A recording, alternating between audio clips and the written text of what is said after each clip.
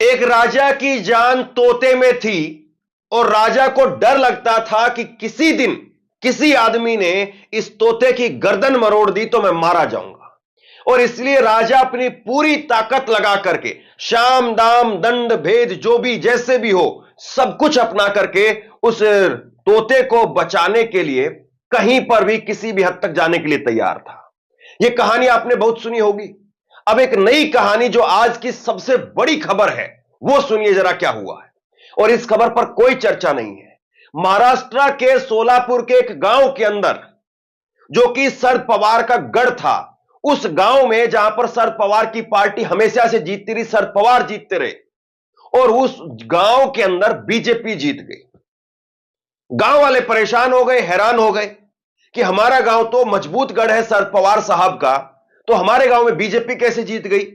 और इसके बाद में गांव वालों ने फैसला किया कि हम बैलेट पेपर से वोटिंग कराएंगे। यह खबर जो है वो हर कहीं होनी चाहिए थी, इस खबर पर चर्चा होनी चाहिए थी, इस खबर पर डिबेट होनी चाहिए थी, सही क्या है गलत क्या है, क्यों आखिरकार ऐसा हो रहा है। लेकिन यह खबर कहीं नहीं है। यह एक अंग्रेजी अखबार की खबर जो है मैं आपके सामने रख रहा हूं।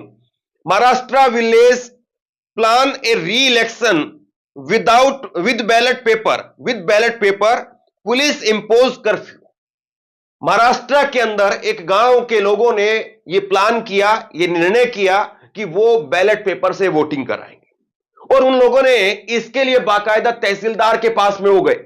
तहसीलदार के पास में जाकर के तहसीलदार से कहा कि साहब हम अपने गांव में एक दोबारा से बैलेट पेपर के जरिए वोटिंग करवाना चाहते हैं, क्योंकि ईवीएम तो चुनाव आयोग के पास है।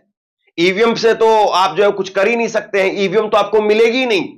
ईवीएम तो चुनाव आयोग किसी को देता ही नहीं है।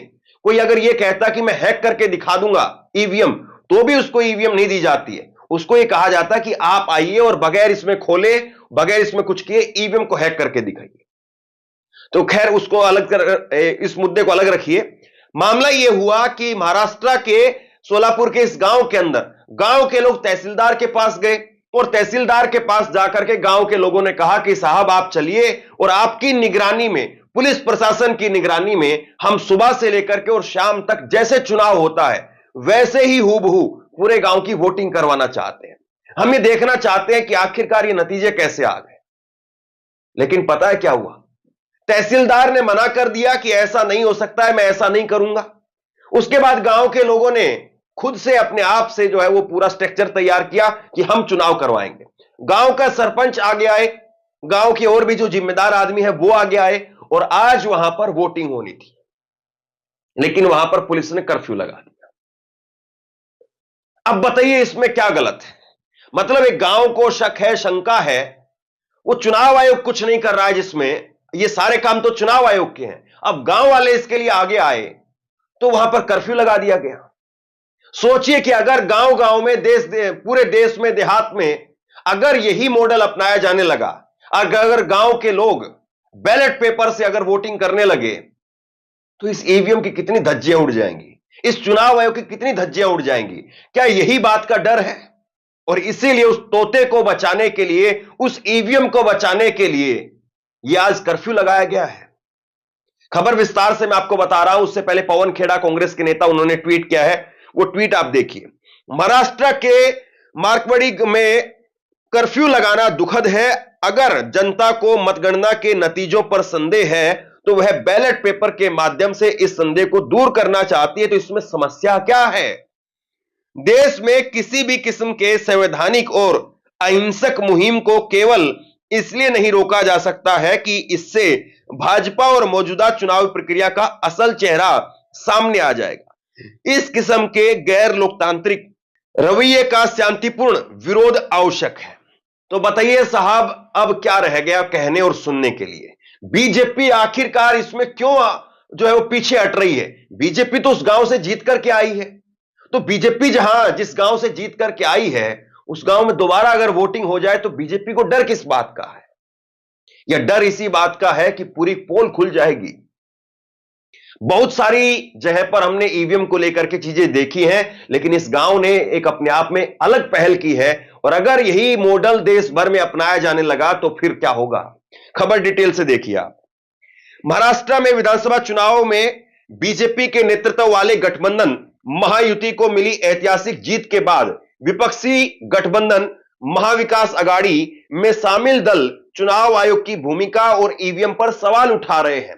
ईवीएम में गड़बड़ी का आरोप लगाते हुए उद्धव ठाकरे, मल्लिकार्जुन खड़गे और शरद पवार की पार्टी ने निर्वाचन आयोग से देश में बैलेट पेपर से मतदान कराने की मांग की।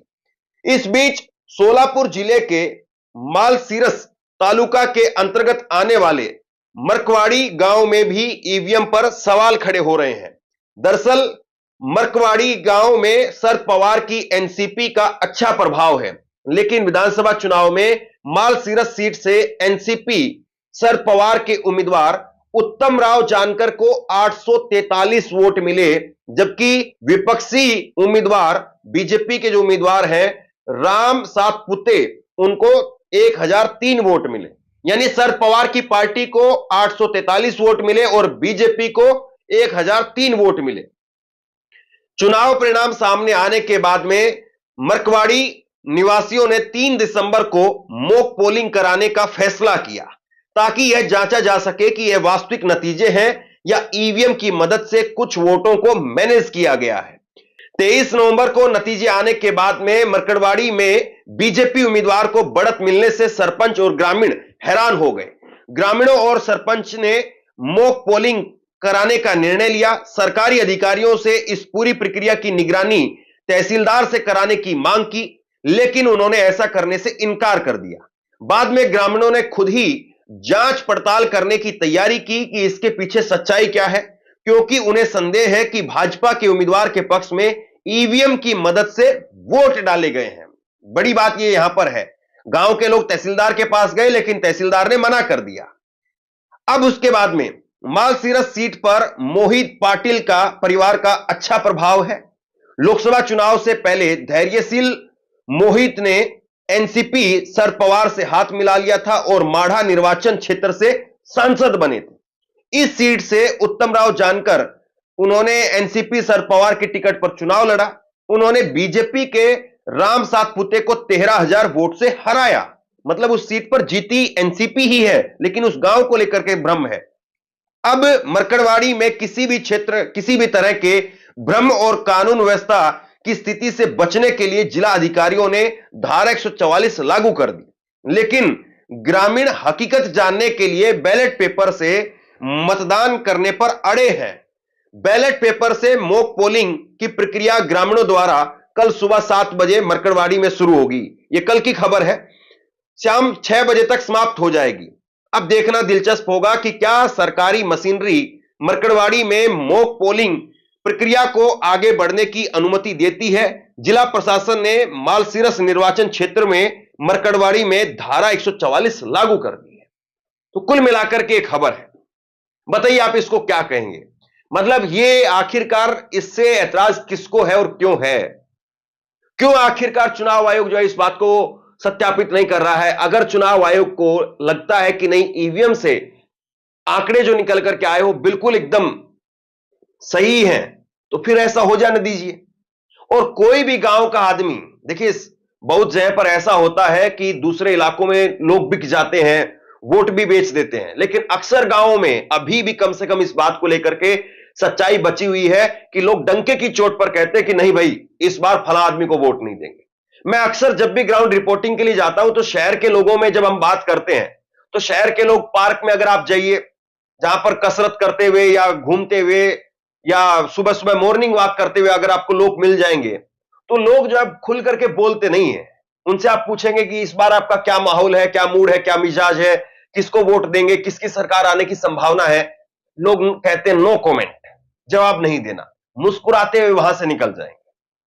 लेकिन गांव का आदमी वो अपनी ठेठ भाषा में और वहां पर ठेठ अंदाज में बताता है कि नहीं भाई, इस बार बीजेपी को वोट नहीं देना है, इस बार कांग्रेस को वोट नहीं देना है, इस बार केजरीवाल को वोट नहीं देना है, इस बार सपा को नहीं देना है, या इस बार सपा को देंगे, इस बार बीजेपी को देंगे, इस बार कांग्रेस को देंगे। वो खुल करके बोलता है, उसको डर नहीं होता किसी प्रकार का।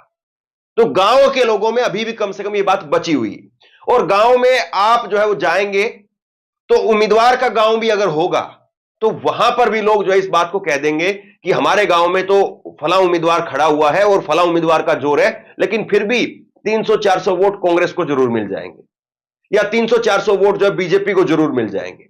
गांव के लोग इस बात को बताते हैं, गांव के लोग खुलकर के ये बात कहते हैं कि ये 3 गांव जो है वो बीजेपी के हैं, वो 4 गांव कांग्रेस के हैं। खुल करके नाम लेकर के लोग बता देते हैं। या फिर लोग ये भी कह देते हैं कि नहीं भाई, इस बार हमारे गांव के लोग बीजेपी को वोट देते थे, लेकिन इस बार कांग्रेस को देंगे क्योंकि जो उम्मीदवार खड़ा हुआ है उसके हमारे गांव में शादी हुई है, वो हमारे गांव का दामाद है, इसलिए हम उसको वोट देंगे। बहुत सारे समीकरण होते हैं जब गांव के लोग खुल करके अपना मतदान जो है वो पहले ही जाहिर कर देते हैं। और यही सवाल यहां पर खड़ा हो रहा है कि शरद पवार की पार्टी का वहां पर गढ़ था, शरद पवार वहां पर लगातार उनकी वोट मिलती रही, तो आखिरकार अब जो है ऐसा कैसे हुआ कि वहां पर बीजेपी का उम्मीदवार जो ज्यादा वोट लेने में कामयाब रहा। जिस गांव में एक तरफा शरद पवार जीतते रहे, उस गांव में आखिरकार ऐसा कैसे हो गया। इससे पहले भी मैंने कई बार आपको खबर दिखाई है। महाराष्ट्र के अंदर ही मुंबई में एक उम्मीदवार, मनसे का एक उम्मीदवार सामने आया और उसने कहा कि मेरे वार्ड में, मेरे बूथ में मुझे सिर्फ 2 वोट मिले और मेरे घर में 4 आदमी हैं। जब ऐसी खबरें निकल करके सामने आती है तो कोई रास्ता नहीं दिखाई देता है। लेकिन इन गांव के लोगों ने जो मॉडल अपनाया है, इन गांव के लोगों ने जो तरीका अपनाया है, यह तरीका वाकई अपने आप में बहुत अलग है। अब इस पर बहस होनी चाहिए।